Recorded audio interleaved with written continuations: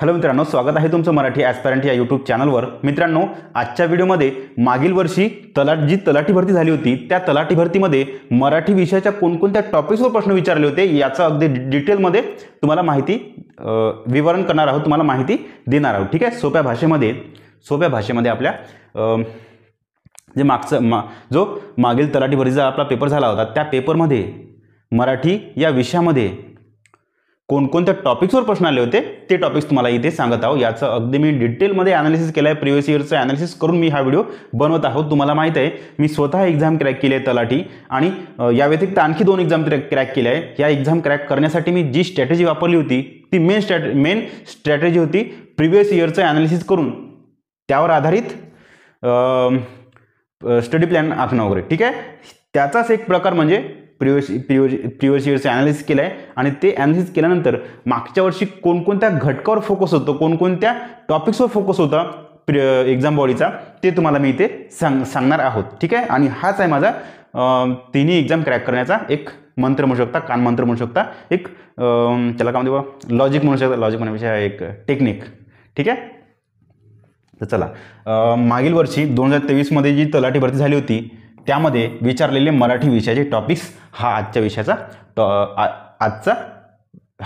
Video आहे। ठीक आहे, बघा मी स्वतः एक्झाम क्रॅक केली आहे, आणि त्या एक्झाम क्रॅक करण्यासाठी प्रिव्हियस इयरचं ॲनालिसिस करून कोणकोणत्या टॉपिक्सवर प्रश्न आले होते ते बघितलं होतं, आणि त्यानुसार स्वतःची स्ट्रॅटेजी आखली होती आणि एक्झाम क्रॅक केली होती। तुम्हाला पण याच वेनी जायचं आहे। बघा, माझ्याकडून गायडन्स घेऊ शकता तुम्ही, कुणाकडून पण काही गायडन्स घेऊ शकता, परंतु तुम्हाला माझ्याकडून गायडन्स तुम्हाला यासाठी घ्यायचं आहे की मी स्वतः त्या रस्त्याने गेलो आहे, स्वतः एक्झाम क्रॅक केली आहे। एक्झाम क्रॅक करण्याचा जो रस्ता आहे, एक्झाम क्रॅक करण्यासाठी ज्या गोष्टी लागते त्या गोष्टी स्वतः माहीत करून घेतल्या आहे, आणि त्याच गोष्टी तुम्हाला मी इथे सांगत आहोत, शिकवत आहोत, गायडन्स करत आहोत। ठीक आहे, चला।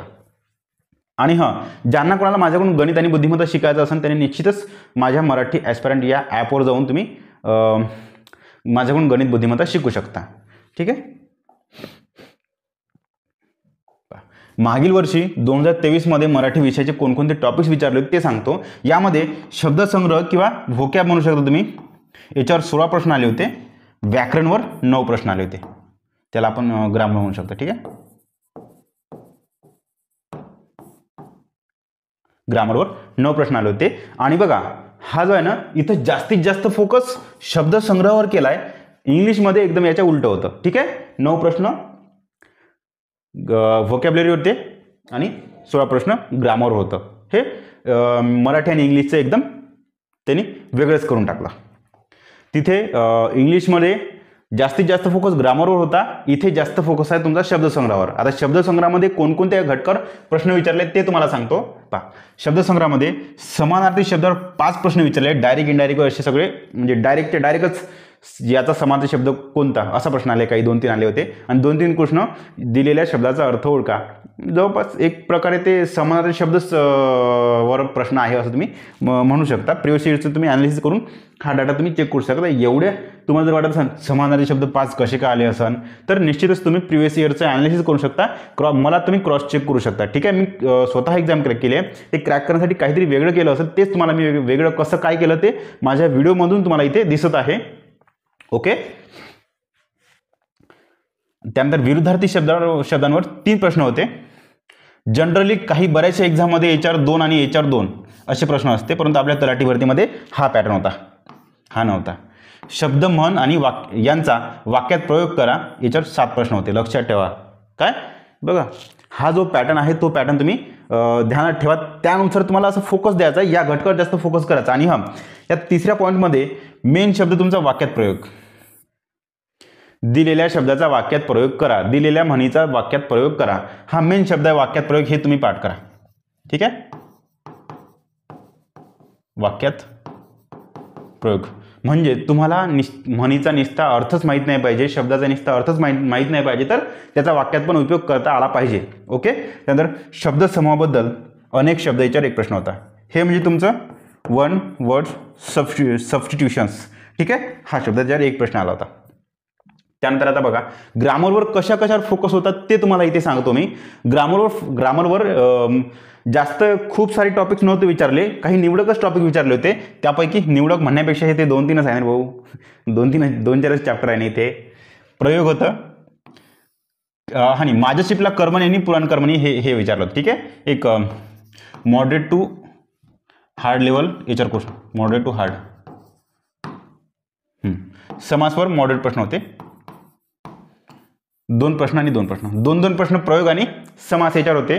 वाक्य रूपांतरण करा याच्यावर काय होतं, मला प्रश्नार्थक वाक्य आणि होकारार्थी वाक्य नकारार्थी वाक्य याच्यावर प्रश्न आले होते, 2 प्रश्न आले होते. ठीक आहे. त्यानंतर वाक्य संश्लेषण, केवळ वाक्य, संयुक्त वाक्य, मिश्र वाक्य याच्यावर एक प्रश्न आला होता. मला संयुक्त वाक्यावर प्रश्न आले होते. बाकी शिफ्टवर केवळ वाक्य आणि मिश्र वाक्य पण प्रश्न आले होते. ठीक आहे.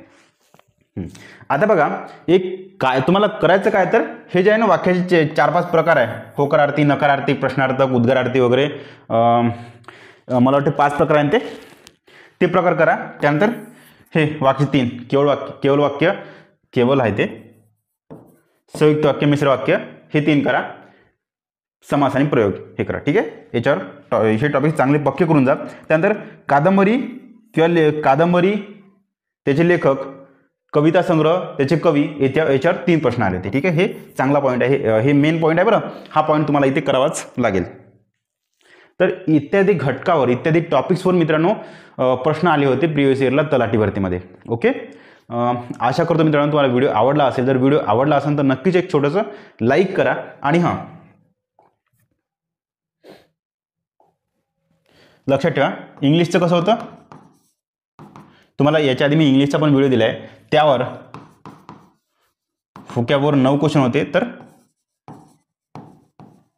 ग्रामरवर 16 क्वेश्चन होते आणि मराठीचं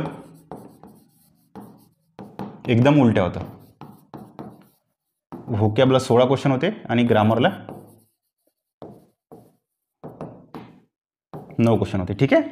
जनरली बाकी अदर पण एक्झामचं मला अनुभव आहे, त्यामध्ये इंग्लिश आणि मराठी जवळपास त्याला काय म्हणते सेम पॅटर्न राहतो. परंतु या एक्झाममध्ये तलाठी भरतीमध्ये पॅटर्न एकदम पलटूनच टाकला त्यांनी. ठीक आहे. इथे जास्त फोकस ग्रामरवर केला आहे, तर मराठीमध्ये जास्त फोकस तुमचं व्होकॅबलरीवर केला आहे.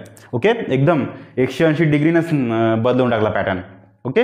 ही गोष्ट तर तुम्ही इथे लक्षात ठेवा. स्टडी करताना त्याचं भान ठेवा. या गोष्टीनुसार फोकस करा. इंग्लिशमध्ये ग्रामरवर फोकस करा, व्होकॅबला थोडं कमी महत्त्व द्या, पण व्होकॅबला पण चांगलं महत्त्व द्यावं लागेल तुम्हाला इथे. आणि मराठीमध्ये ग्रामरवर फोकस करा, व्होकॅबवर जास्त फोकस करा, शब्दसंग्रहावर जास्त फोकस करा. ठीक आहे. आणि हां,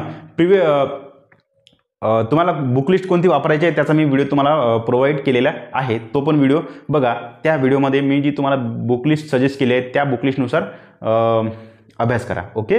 आणि हां, पुन्हा व्हिडिओ संपलेला आहे आपला इथे. आता पुन्हा एकदा तुम्हाला सांगतो, ज्यांना कोणाला माझ्याकडून गणित आणि बुद्धिमत्ता शिकायचं असेल त्यांनी निश्चितच माझ्या ॲपवर जाऊन तुम्ही ते माझे क्लास करू शकता. ओके. थँक्यू. जाताना एक थोडं व्हिडिओला लाईक करून जाल. थँक्यू.